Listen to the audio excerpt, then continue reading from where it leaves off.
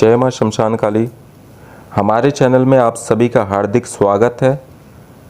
Channel को subscribe करें, video को लाइक करें और कमेंट बॉक्स में अपना एक प्यारा सा कमेंट लिखना ना भूलें।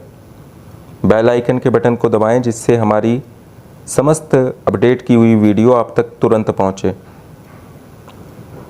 आज मैं आप सभी को तंत्र की चौथी महाविद्या माता श्री भुवनेश्वरी देवी के बारे में जानकारी देने जा रहा हूँ और माता भुवनेश्वरी की साधना किस प्रकार की जाए, किस प्रकार इनकी सिद्धि को प्राप्त किया जाए और इनकी सिद्धि करने से किस प्रकार के फलों की प्राप्ति होती है, इस विषय में आज मैं आप सभी को पूर्ण रूप से जानकारी दूंगा।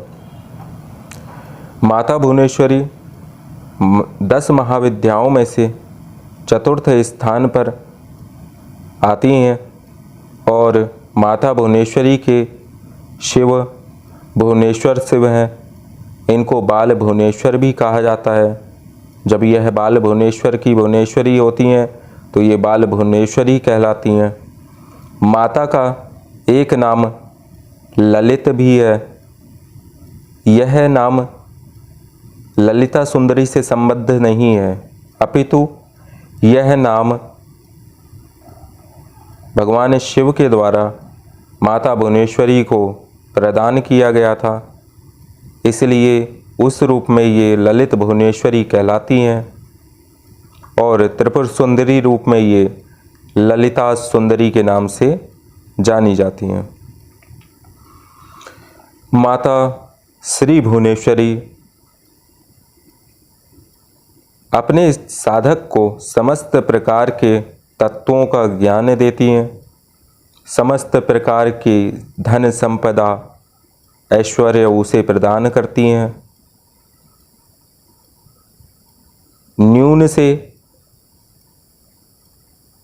न्यूनता से उसको शिखर की ओर ले जाना माता का ही आशीर्वाद होता है। जो व्यक्ति एक बार माता भुवनेश्वरी की साधना कर लेता है उसके जीवन में आ रही समस्त प्रकार की बाधाओं का नाश भी माता श्री भुवनेश्वरी अवश्य करती हैं, क्योंकि माता भुवनेश्वरी यह आदि शक्ति हैं, मूल प्रकृति हैं। भगवान विष्णु जब चिरकाल में योग निद्रा में सो रहे थे तो ये योग निद्रा भी माता भुवनेश्वरी ही है, योग माया भी माता भुवनेश्वरी ही है। इन्हीं के कारण चर अचर संसार में जीव और निर्जीव जितने भी प्रकार के पदार्थ हैं वह सब माता भुवनेश्वरी के अंतर्गत ही आते हैं, क्योंकि जितने भी पदार्थों का निर्माण हुआ है वह किसी न किसी तत्व से अवश्य हुआ है। पंच तत्व से यह शरीर मानव का बना हुआ है और माता पंच तत्व की अधिष्ठात्री हैं, इसलिए इनको आदि जननी भी कहते हैं, विश्वात्मिका भी कहते हैं, सर्वेश्वरी भी कहते हैं, जगत धात्री भी कहते हैं, क्योंकि इन्होंने संपूर्ण जगत को धारण कर रखा है। अब श्री माता भुवनेश्वरी शब्द का अगर मैं संधि विच्छेद करूं तो भुवन और ईश्वरी इन दो शब्दों के मेल से भुवनेश्वरी शब्द बना है। भुवन का अर्थ होता है पृथ्वी अथवा ब्रह्मांड और ईश्वरी का अर्थ होता है भगवान। तो जो इस पृथ्वी और संपूर्ण ब्रह्मांड की भगवान है उन्हीं को भुवनेश्वरी माता के नाम से जाना जाता है। बहुत समय पहले जब सूर्य देवता केवल ब्रह्मांड में ही दिखाई देते थे, उनका प्रकाश केवल ब्रह्मांड में ही फैलता था और पृथ्वी तक प्रकाश नहीं आ पाता था, तो ऋषि मुनि और सोम आदि देवताओं ने जब भगवान सूर्य की आराधना की, उनको प्रसन्न किया तो भगवान श्री सूर्य ने माता भुवनेश्वरी से ही प्रेरणा पाकर इस चराचर संसार का पालन पोषण अपनी ऊष्मा प्रदान करके अपनी किरणों को समस्त त्रिभुवन में प्रकाशित करके समस्त त्रिभुवन का पालन किया। भुवनेश्वरी तीनों भुवनों की अधिष्ठात्री हैं। माता भुवनेश्वरी शुक्र ग्रह का प्रतिनिधित्व करती हैं। शुक्र ग्रह लग्जरियस लाइफ के लिए होता है, ऐश्वर्यपूर्ण जीवन, धन दौलत संपत्ति आदि सभी शुक्र ग्रह के अंतर्गत आती है। अतः माता भुवनेश्वरी समस्त प्रकार के ऐश्वर्यों को देने वाली हैं, समस्त प्रकार की धन संपदा प्रदान करने वाली हैं, तीनों भुवनों का पालन करने वाली हैं। पाताल लोक, पृथ्वी लोक, स्वर्गलोक समस्त प्रकार के लोकों का पालन करने वाली हैं। इसलिए ये एक महाशक्ति हैं। इनकी आराधना अपने जीवन काल में प्रत्येक मनुष्य को एक बार अवश्य करना चाहिए। अब माता भुवनेश्वरी भगवान शिव के वाम अंग को भी भुवनेश्वरी के रूप में जाना जाता है, क्योंकि भगवान शिव का वाम अंग देवी प्रधान है, वह भी भुवनेश्वरी का ही रूप है। दसों महाविद्या भगवान शिव में ही समाहित हैं और माता भुवनेश्वरी की आराधना खासकर जो व्यक्ति राजनीति से जुड़े हुए हैं उनको अवश्य करना चाहिए। इनकी आराधना और पूजन करने से उसको प्रचुर मात्रा में धन लाभ की प्राप्ति होती है। सारा संसार उस व्यक्ति के कदमों में अपने सिर को झुकाए रखता है। ऐसी माता भुवनेश्वरी की साधना का अत्यंत ही प्रभावशाली प्रभाव है। माता भुवनेश्वरी का जो स्वरूप है वह हम आप सभी को आज बताएंगे कि माता दिखने में कैसी होती हैं। और आप ध्यान पूर्वक इसको सुने। यह माता का ध्यान है, क्योंकि ध्यान युक्त जप ही व्यक्ति के जीवन को सुधार सकता है। जप से कई गुना अधिक महत्व उस देवी अथवा देवता के ध्यान का है। उसको देवी या देवता को अपने किस अंग में आपको स्थान देना है यह भी केवल गुरु ही बताता है। माता श्री भुवनेश्वरी के एक हाथ में वर मुद्रा है, दूसरे में अभय मुद्रा है। माता के एक हाथ में अंकुश है और एक हाथ में पास है। इस प्रकार चार हस्त वाली माता भुवनेश्वरी का मैं सदैव चिंतन करता हूँ, उनकी वंदना करता हूँ, उनको बारंबार नमस्कार करता हूँ। माता का जो शरीर है वह शरीर उगते हुए सूर्य के समान रक्तवर्णीय है। रक्तवर्णीय अर्थात जिस प्रकार उगता हुआ सूर्य का रंग होता है उसी प्रकार माता के शरीर का रंग भी उगते हुए सूर्य के प्रकार लाल है, दैदीप्यमान है। वह चारों तरफ उनके शरीर से रक्त आभा, रक्त प्रकाश निकल रहा है। रक्त परिधान माता धारण करती हैं, अर्थात माँ को लाल वस्त्र अत्यंत प्रिय है। माता स्वर्ण सिंहासन जो कि रत्न जड़ित होता है उस पर विराजमान है। माता के मस्तक पर मुकुट रत्नों से जड़ा हुआ शोभायमान है और माता के मस्तक पर अर्धचंद्र उस मुकुट उनकी मड़ियों की शोभाओं को और भी ज़्यादा बढ़ा देता है। माता के वक्षस्थल उभरे हुए और पुष्ट हैं और सहस्त्रों सूर्य के समान तेज माता भुवनेश्वरी के शरीर से निकलता रहता है। समस्त प्रकार के तत्व, चाहे वह जीव हो, निर्जीव हो, सागर हो, पृथ्वी हो, नदी हो, वृक्ष हो, मानव हो, स्त्री हो, जीव हो, निर्जीव हो, पशु हो, पक्षी हो, सब कुछ माता आदि शक्ति भुवनेश्वरी की कृपा से ही व्याप्त है इस जगत में। इन सभी तत्वों का निर्माण करने वाली स्वयं माता भुवनेश्वरी ही है,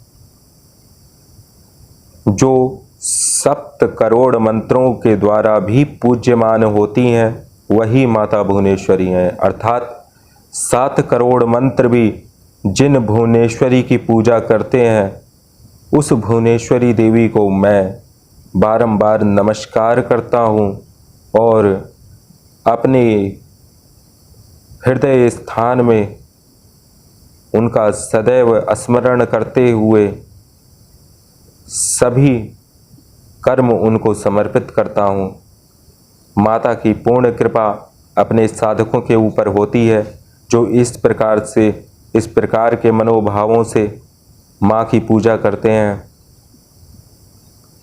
उनके जीवन में ऐश्वर्य, धन संपत्ति आदि समस्त सुख आते हैं। जिस महिला को संतान की प्राप्ति नहीं होती, वह स्त्रियां भी माता भुवनेश्वरी की पूजा और साधना अवश्य करें, क्योंकि माता भुवनेश्वरी जगत का पालन करने वाली हैं और यह निसंतान स्त्रियों को संतान देती हैं। इनकी ऐसी महिमा है कि इनकी महिमा का मैं जितना भी वर्णन करूं वह तुच्छ है मेरे लिए। मेरे पास शब्द भी कम पड़ जाएंगे माता का व्याख्यान करने के लिए। किसी भी देवी या देवता की आप साधना करें, उस साधना में पूरे दिन उनके स्वरूप का ध्यान चलते फिरते, उठते बैठते, सोते जागते आपके मस्तिष्क में होना आवश्यक है, क्योंकि जब से भी अधिक महत्व ध्यान का है और मैं ध्यान पर ही पूर्ण रूप से चिंतन और मनन और शोध कार्य कर चुका हूँ, जिसके माध्यम से मैंने असाध्य कार्यों को भी साधा है और नाना प्रकार के लोगों को मैंने इसकी सिद्धि करा के पूर्ण रूप से शारीरिक रूप से स्वास्थ्य प्रदान भी किया है। माता भुवनेश्वरी विशेष रूप से अगर पालनकारी त्रिभुवन की मानी गई हैं, तो आपके पास अगर आपके शरीर में किसी भी प्रकार का रोग आदि होता है, तो भी आप माँ की आराधना करके अपने रोग से मुक्ति पा सकते हैं। अगर आपके जीवन में धन का अभाव है अथवा आप नौकरी करते हैं, व्यापार करते हैं, लेकिन उसमें आपको लाभ नहीं होता है, अथवा आपके घर में पूर्व और दक्षिण के कोने में वास्तु दोष है, शुक्र खराब है आपकी कुंडली में, तब भी आप माता भुवनेश्वरी की पूजा, आराधना, साधना अवश्य करें। इससे आपके जीवन में शुक्र अच्छा होगा और आपको शुभ फलों की प्राप्ति होगी, धन संपत्ति की प्राप्ति होगी। आपके जीवन में किसी भी प्रकार की भूत प्रेत आदि बाधा भी क्यों ना हो, आप माता भुवनेश्वरी की आराधना करें और इनकी आराधना करने से आपके जो भी पाप कर्म होते हैं वह सभी कट जाते हैं, दूर हो जाते हैं और भूत प्रेत आदि कैसी भी बाधा हो, स्वास्थ्य संबंधी कैसी भी बाधा हो, वह सब बिल्कुल ठीक हो जाती है। अब मैं माता भुवनेश्वरी के बारे में और भी कुछ आपको बताता हूँ। माता भुवनेश्वरी को शताक्षी नाम से भी जाना जाता है। माता भुवनेश्वरी को शाकंभरी नाम से भी जाना जाता है। इस प्रकार माता भुवनेश्वरी का जो स्वरूप है वह अत्यंत करुणामय है, सौम्य स्वरूप है माँ का। बैठी हुई अवस्था में माता पद्मासन लगाए हुए बैठी रहती हैं और समस्त चराचर संसार के बारे में चिंतन कर उनका पालन करती हैं। समस्त प्रकार से अपने भक्तों का कल्याण करने वाली हैं। इसलिए माता की आराधना आपको अवश्य करनी चाहिए। और अब मैं आपको माता भुवनेश्वरी की साधना के बारे में बताने जा रहा हूँ। कृपा पूर्वक आप सभी ध्यान पूर्वक सुने और माँ की साधना को अवश्य करें। जो भी साधक नकारात्मक शक्तियों को भी सिद्ध करना चाहते हैं, उन्हें किसी एक महाविद्या की सिद्धि होना अत्यंत अनिवार्य है। अगर आप भूत प्रेत, डायन, चुड़ैल, जिन्न, जिन्नात, परी आदि की सिद्धि करना चाहते हैं तो सबसे प्रथम आपको माता भुवनेश्वरी अथवा किसी अन्य महाविद्या की पूर्ण रूप से उपासना करना अत्यंत अनिवार्य है। आपके जीवन की जो भी प्रारब्ध के कर्म हैं वह सब कटते हैं और आपको आगे की सफलताएं आपके जीवन में प्रदान करने वाली माता भुवनेश्वरी की कृपा ही है। माता भुवनेश्वरी की साधना करने के लिए आपको रक्त परिधान पहनना अत्यंत आवश्यक होता है। लाल रंग के कपड़े पहनकर धोती, लाल रंग की बिना सिले हुए वस्त्र आप पहन सकते हैं। माता की पूजा आप सबसे पहले एक चौकी लेंगे, उसके ऊपर आप लाल रंग का एक वस्त्र बिछाएंगे। फिर आप माता भुवनेश्वरी यंत्र जो कि पूर्ण रूप से प्राण प्रतिष्ठित हो, वह यंत्र आप उस चौकी पर स्थापित करेंगे। यंत्र के चारों ओर आपको लाल रंग से रंगे हुए चावलों को आबद्ध कर देना है उस यंत्र को। तत्पश्चात उस चौकी के दाहिने तरफ अर्थात आपके हाथ से बाईं तरफ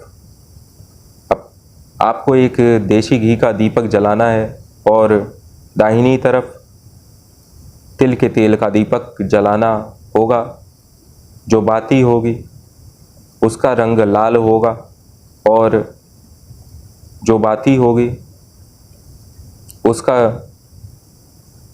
मुख आपको पूर्व दिशा की ओर करना है। पूर्व दिशा में अनेक प्रकार के ऐश्वर्य और सुख शांति की प्राप्ति होती है, समस्त प्रकार की बाधाओं का निवारण होता है। दीपक को आपको रक्त रंग के चावलों के ऊपर लाल रंग से रंगे हुए अक्षत के ऊपर आपको दीपक को भी स्थापित करना है। उसके बाद में आपको हल्दी, कुमकुम आदि सामग्री अपने पास में रखना है। एक जल का पात्र अपने पास में रखना आवश्यक होगा जिससे आप संकल्प कर सकें। और इसके बाद आपको सबसे पहले अपने माथे पर कुमकुम का तिलक लगाना है और फिर आपको गुरु का वंदना करना है। आसन का पूजन करने के लिए ओम पृथिव्यै नमः कहकर आप जमीन पर पुष्प और अक्षत गिराएं। उसके बाद में आप गुरुदेव का ध्यान करें। ओम श्री गुरुवे नमः, ओम परमेष्ठी गुरुवे नमः, इस प्रकार और अपने गुरु मंत्र का आप एक माला जप करें। इसके पश्चात आपको भगवान श्री गणेश के मंत्र का एक माला जप करना अनिवार्य होगा। अगर आपके पास गणेश मंत्र नहीं है तो आप ओम गम गणपतये नमः इस मंत्र का भी जाप कर सकते हैं। तत्पश्चात आपको भैरव पूजा के लिए ओम बम बटुकाय नमः इस मंत्र का 7 बार जप करना है। उसके बाद आपको ओम जयंती मंडला काली भद्रकाली कपालिनी दुर्गा क्षमा शिवा धात्री स्वाहा स्वधा नमोस्तुते इस मंत्र का आपको 11 बार जाप करना है। तत्पश्चात आपको सर्व मंगल मांगल्ये शिवे सर्वार्थ साधिके शरण्ये त्र्यंबके गौरी नारायणी नमोस्तुते इस मंत्र का आपको 5 बार जप करना है। इसके बाद आपको सर्व बाधा परिशमनम त्रैलोक्य खिलेश्वरी एवं तयाकार्य मश्मद वैरी विनाशनम इस मंत्र का पुनः 11 बार पाठ करना है। पाठ के बाद आपको अपने कुलदेवी को याद करना है। अगर आपको कुलदेवी का मंत्र नहीं पता तो मैं आप सभी को बता देता हूँ। ओम ऐं ह्रीं कुलेश्वरी प्रसीद प्रसीद ह्रीं ऐं नमः 3 बार इस मंत्र का जप करना है। इसके बाद आपको कुल देवता का मंत्र करना है। ओम कुल देवताभ्यो नमः 3 बार आप इस मंत्र का उच्चारण करें। तत्पश्चात आप माता श्री भुवनेश्वरी देवी के सामने जो दीपक रखा है उसको प्रज्वलित करें और माता को धूप दीप नैवेद्य फल पुष्प मिष्ठान आदि चढ़ाएं और धूप भी जलाएं। माता को गूगल का धूप अत्यंत प्रिय होता है, इसलिए आप सभी गूगल का ही धूप प्रयोग करें। इस साधना में चंदन आदि इत्र आप रुई में चंदन का इत्र लगा करके यंत्र के पास अवश्य रखें। आपका जो दीपक है आप उसमें भी 2 बूंद चंदन का इत्र अवश्य डालें। इसके बाद में आपको माता का मैं सर्वप्रथम गायत्री मंत्र बता देता हूँ। माता भुवनेश्वरी का गायत्री मंत्र है ह्रीं भुवनेश्वर्यै विद्महे रत्नैश्वर्यै धीमहि तन्नो देवी प्रचोदयात्। इस गायत्री मंत्र का आपको 21 बार जप करना है। इसके पश्चात आपको माता गायत्री का विसर्जन कर देना है। अगर आपको विसर्जन नहीं भी आता है तो भुवनेश्वरी गायत्री विसर्जयामिम करके प्रणाम करना है। तत्पश्चात आपको माँ भुवनेश्वरी का जो मैं मंत्र देने जा रहा हूँ उस मंत्र का जप करना है। इसके साथ ही आपको भगवान सबसे गायत्री मंत्र होने के बाद में आपको भगवान शिव के त्र्यंबक मंत्र का जप करना है, जो कि इस प्रकार है। ओम त्र्यंबकम यजामहे सुगंधिम पुष्टिवर्धनम उर्वारुकमे वंदनान मृत्योर्मुक्ष्यमामृतात्। इस मंत्र का आप 11 बार पाठ करें। तत्पश्चात अब मैं आपको माता भुवनेश्वरी के एकाक्षरी बीज मंत्र जो साधक नए हैं वह सर्वप्रथम माता भुवनेश्वरी के बीज मंत्र की उपासना करें एकाक्षरी बीज की। उसके बाद मैं उनके द्वि अक्षर के मंत्र को भी आपको बताऊंगा, त्रिअक्षरी मंत्र को भी आपको बताऊंगा। साथ ही साथ में उनके सिद्ध बीज मंत्र को भी तांत्रिक मंत्र को मैं आपको बताऊंगा। आप मंत्र को ध्यान से सुने। इसके बाद आपको एकाक्षरी बीज है माता का ह्रीं बीज। इस बीज मंत्र का आपको 100 माला प्रतिदिन जप करना है। सवाल कम से कम अगर आप इस मंत्र का 1 लाख बार जप अवश्य करना है। अगर आप हवन तर्पण मार्जन नहीं कर सकते तो आपको इस मंत्र का 2 लाख बार जप करना पड़ेगा। और जप के पश्चात अपने गुरुदेव को और एक बालिका को आपको फल मिष्ठान वस्त्र आदि दक्षिणा आदि देकर संतुष्ट करना अनिवार्य होगा, तभी आपको पूर्ण रूप से फल की प्राप्ति होगी। द्विअक्षरी मंत्र माता का जो है वह इस प्रकार है। ऐं ह्रीं माता का त्रिअक्षरी अर्थात 3 अक्षरों का जो मंत्र है वह है ऐं ह्रीं ऐं।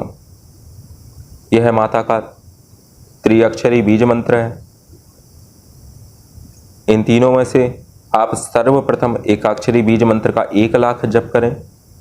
अगर आप उसके बाद में आप द्विअक्षरी मंत्र की अनुमति लेकर पुनः 1 लाख बार जप करें, फिर आप त्रिअक्षरी मंत्र की अनुमति लेकर पुनः 1 लाख बार जप करें। इस प्रकार से माता भुवनेश्वरी की साधना में आपने जो भी संकल्प लेकर साधना का प्रारंभ किया है वह संकल्प की अवश्य आपकी पूर्ति होगी। आपका संकल्प सिद्धि अवश्य आपको प्राप्त होगी। अगर आपको माता भुवनेश्वरी के दर्शन आदि की अभी लाशा है तो उसके मंत्र अलग हैं। वह आप हमसे व्हाट्सएप नंबर पर हमसे समय लेकर हमसे बात कर सकते हैं और आपको वह मंत्र बताया जाएगा, उसका विधान बताया जाएगा। अगर आपके पास भुवनेश्वरी यंत्र नहीं है तो आप हमारे द्वारा भी माता भुवनेश्वरी का यंत्र अपने घर पर मंगवा सकते हैं। माता की आराधना हमेशा सिद्ध मालाओं से करनी चाहिए, जिसकी गुटिकाओं में माता भुवनेश्वरी की स्थापना की गई हो। अगर आपके पास आपकी माला चैतन्य नहीं है तो आप हमसे माला भी प्राप्त कर सकते हैं हमारे संस्थान के माध्यम से, और हमारे संस्थान से आपको सिद्ध प्राण प्रतिष्ठा युक्त माला और यंत्र और समस्त प्रकार की पूजन सामग्री भी दी जाएगी। जो साधक गुरु पद्धति में है अथवा किसी गुरु से जुड़े हैं वह अपने गुरु आज्ञा से ही इस साधना को करें। अगर आप के गुरु इस बारे में नहीं जानते तो आप मुझसे भी भुवनेश्वरी शक्तिपात दीक्षा लेकर के इस साधना को कर सकते हैं। साथ ही साथ में आपका पूर्ण रूप से मार्गदर्शन किया जाएगा। समय जब भी हर प्रकार से आपकी देख रेख करना हमारा दायित्व है और हम सभी प्रकार से आपको साधना की सिद्धि करवाएंगे। श्रेष्ठ क्रम तंत्र के जितने भी हैं उन क्रमों से आपको दीक्षा दी जाएगी। उस शक्ति का प्रभाव आपको अवश्य ज्ञात होगा जब भी आप इस साधना को करेंगे या हमारे द्वारा दी जाने वाली जो भी साधनाएं या मंत्र आप करेंगे उस मंत्र का प्रभाव आपको अवश्य होगा। अनुभव भी आपको उस मंत्र के होंगे। माता की सेवा के साथ में जो पूर्ण क्रम था पूजा का वह मैंने आप सभी को बता दिया है। इसमें किसी प्रकार के न्यास की कोई आवश्यकता नहीं है, केवल हम ध्यान को ही प्रधानता देते हैं। माता का ध्यान जो स्वरूप मैंने आपको बताया है उसी स्वरूप का ध्यान करते हुए निरंतर आपको मंत्र जाप करना पड़ेगा। और जिसको किसी भी प्रकार के प्रश्नों का उत्तर चाहिए वह हमारे व्हाट्सएप पर संपर्क करें और समय आपको दिया जाएगा, उसी समय आपको कॉल करना है। आगे हम आपको अन्य भी महाविद्याओं के बारे में बताएंगे।